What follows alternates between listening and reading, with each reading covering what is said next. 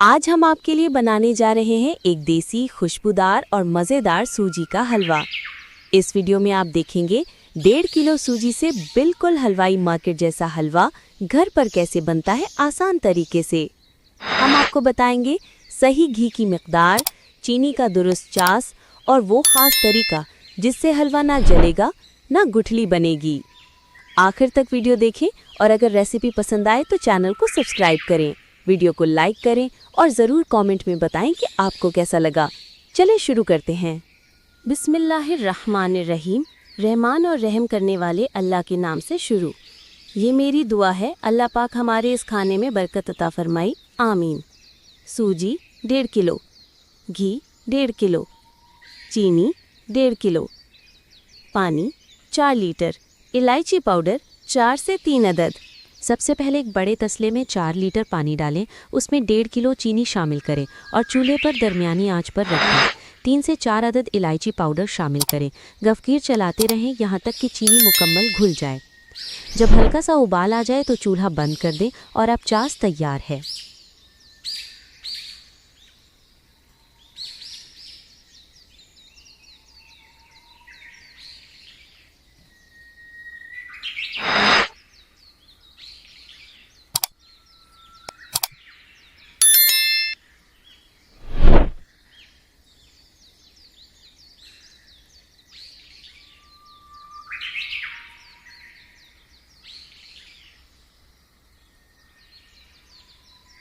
अब एक बड़े तसले में 1.5 किलो घी डालकर गर्म करें। घी अच्छी तरह गर्म हो जाए तो उसमें 1.5 किलो सूजी डाल दें। आंच दरमियानी रखें और मुसलसल चलाते रहें।